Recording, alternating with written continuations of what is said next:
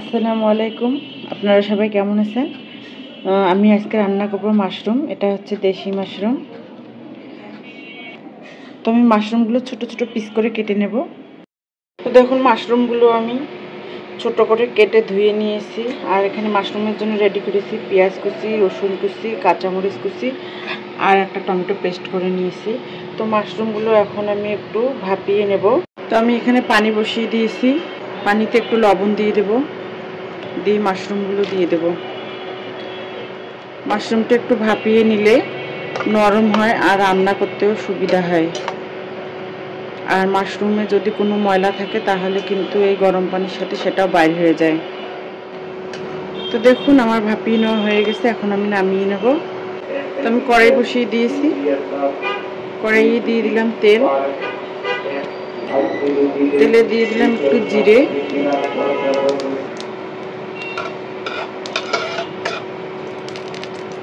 এখন দিয়ে দেব রসুন কুচি,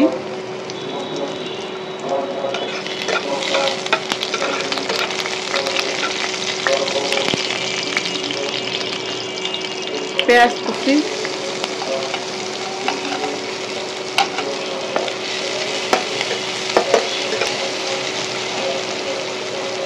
কাঁচামরিচ কুচি।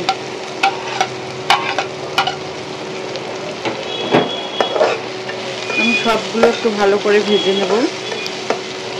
দিয়ে দেবো টমেটো পেস্ট,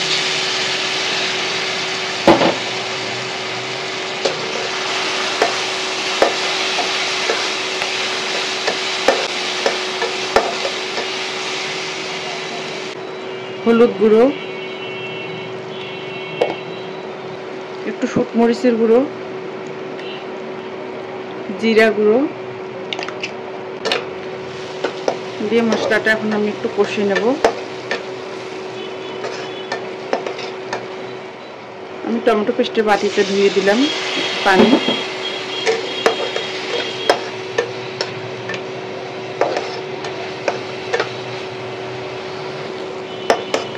তো মশলাটা কষানো হয়ে গেছে। এখন আমি ভাপিয়ে রাখা মাশরুম দিয়ে দেব।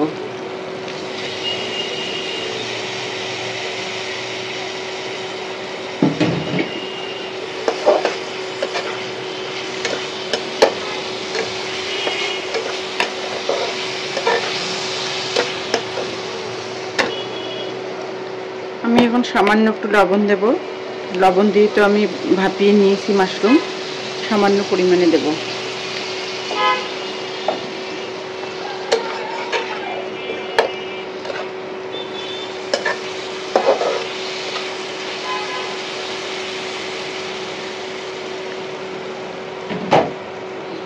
একটু ঢেকে দেব।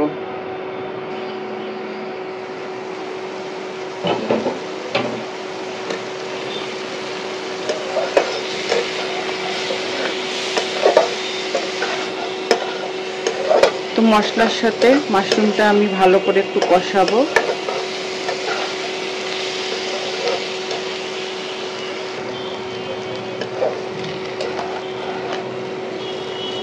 তো দেখুন, মাশরুমটা কষানো হয়ে গেছে। এখন আমি একটু পানি দিয়ে দেব।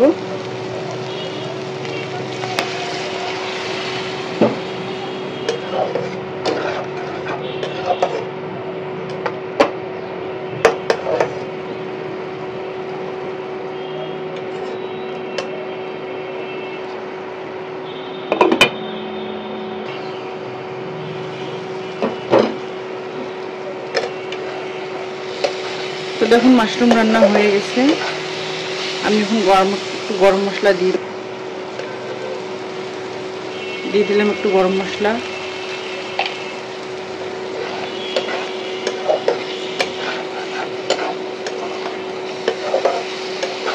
মাশরুমটা এভাবে রান্না করলে কিন্তু খেতে খুবই সুস্বাদু হয়।